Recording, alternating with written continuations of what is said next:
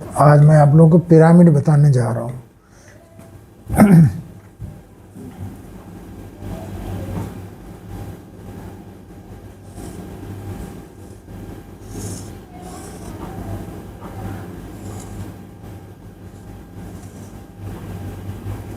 ए B C D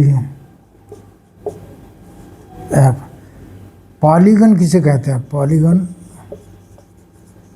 poly माने अनेक, gun माने साइड्स, अनेक साइड वाले फिगर, ज्योमेट्रिकल फिगर को पॉलीगन कहते हैं। अब आता है रेगुलर पॉलीगन किसे कहते हैं? रेगुलर पॉलीगन का मतलब, रेगुलर पॉलीगन का मतलब ऑल साइड्स इक्वल, यानी A B equal to B C equal to C D equal to D E equal to E F. और इंटीरियर एंगल्स, ये इंटीरियर एंगल्स, सारे इंटीरियर एंगल्स भी equal होते हैं। अगर ये थीटा है तो ये भी थीटा होगा, ये भी थीटा होगा, ये भी थीटा, ये भी थीटा, ये भी थीटा।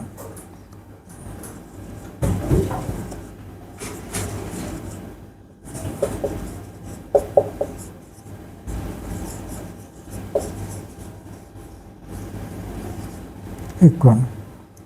अब इसको अगर इसी लाइन को आगे बढ़ा दिया जाए तो ये इस इंटीरियर एंगल का, ये एक्सटीरियर एंगल है, एक्सटीरियर एंगल, और ये हो गया interior angle. Interior angle plus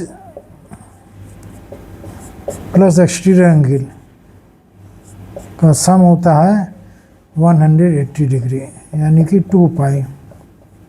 2 pi equal to 180 degree होता है। 2 पाई में की यूनिट होती है रेडियन। 2 पाई की यूनिट होती है रेडियन, ये 180 की यूनिट है डिग्री। तो 180 degree equal to, sorry 180 degree को पाई रेडियन, पाई होता है। 180 degree equal to pi radian, और 360 degree equal to 2 pi.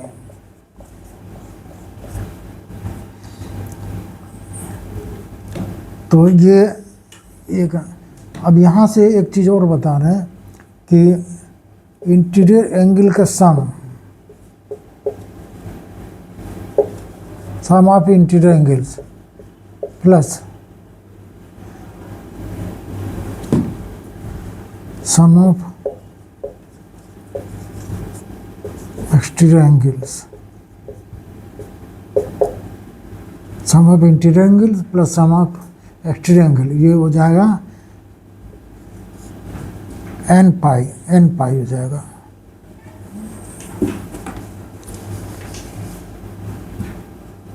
n पाई।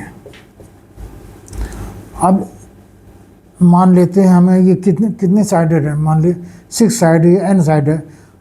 अगर 3 साइड है तो ट्रायंगल, 4 साइड है क्वाड्रिलेटरल, 5 साइड है पेंटागन, 6 साइड है तो हेक्सागन,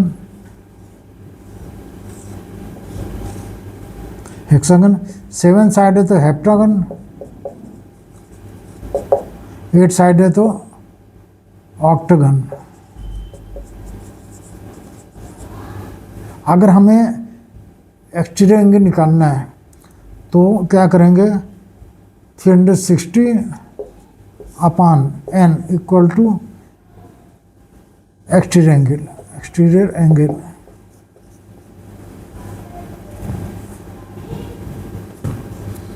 यानी अगर n 5 है, अगर n 5 है तो 360 अपॉन 5, ये 72 डिग्री हो गया एक्सटीरियर एंगल। तो इंटीरियर एंगल कितना हुआ? इंटीरियर एंगल हुआ 180 माइनस 72, इंटीरियर एंगल हुआ 108 डिग्री। इस तरह से हम ये एंगल निकाल सकते हैं।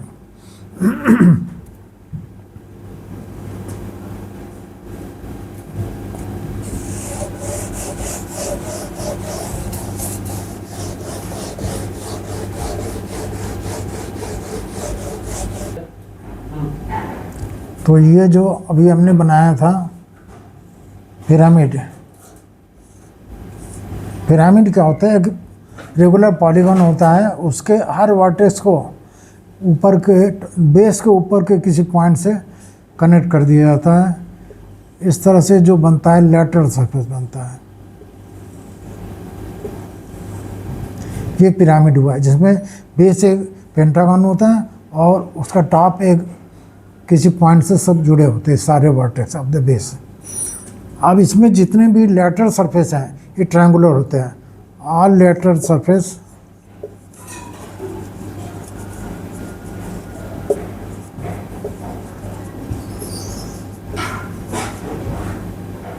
और ट्रायंगल्स, जैसे ये एक ट्रायंगल है, ये एक ट्रायंगल है। सब कितने ट्रायंगल हो गए? जितने नंबर ऑफ साइड्स होंगे पॉलीगन में, 1 2 3 4 5 6, 6 सरफेस होंगे, 6 लैटरल सरफेस होंगे। और इसका टोटल एरिया क्या होगा? टोटल एरिया पिरामिड है,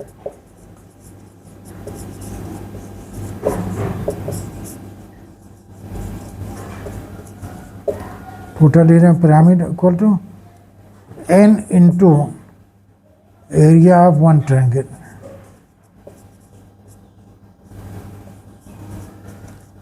वन lateral surface। एक सरफेस एरिया निकाल के उसको n से मल्टीप्लाई कर देंगे, इसका टोटल लैटरल सरफेस एरिया आ जाएगा। Total lateral surface area. अगर टोटल एरिया निकालना होगा तो क्या करेंगे? टोटल लैटरल सरफेस एरिया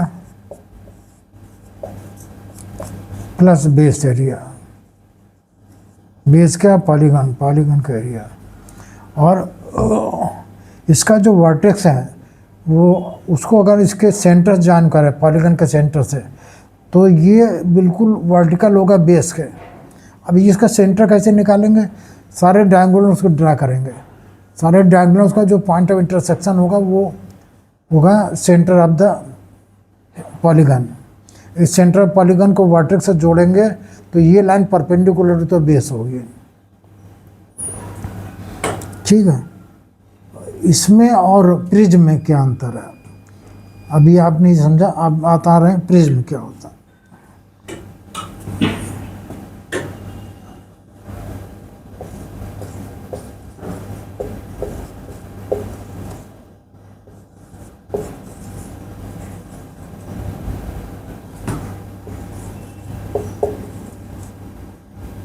ये तो पिरामिड हो गया। प्रिज्म में क्या होता है? प्रिज्म में भी बेस एरिया एक पॉलीगन होता है, बेस जो पॉलीगन होता है।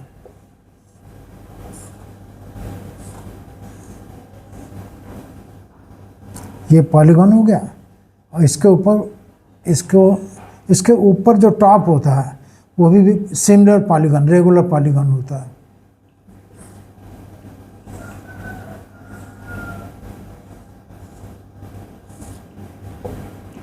और इसको ज्वाइन कर दें।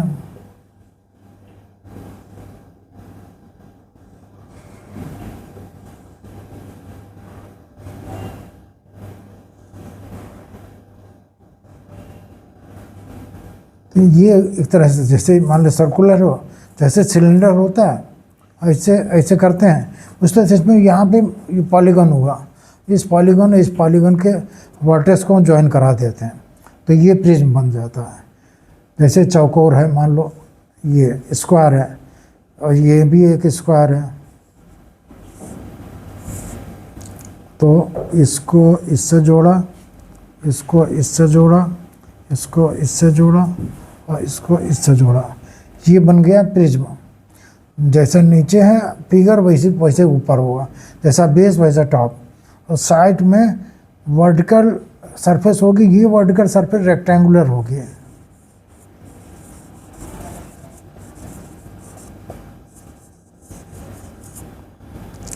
ये रेक्टेंगुलर होगी surface area.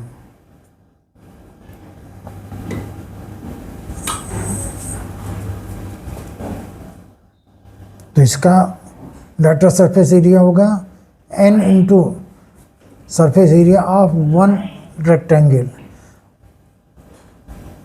Letter surface area n into area of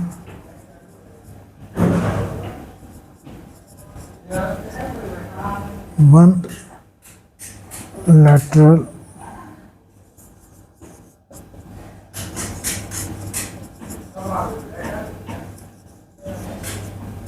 one area one rectangle, lateral rectangle मतलब जो खड़ा है। और टोटल सरफेस एरिया क्या हो जाएगा, lateral surface area plus twice into base area, क्योंकि जैसा बेस है वैसा टॉप है, जैसा बेस वैसा टॉप है। बेस का एरिया निकाल के डबल कर देंगे, दोनों एरिया आ जाएगा बेस और टॉप का। तो ये टोटल सरफेस एरिया हो गया।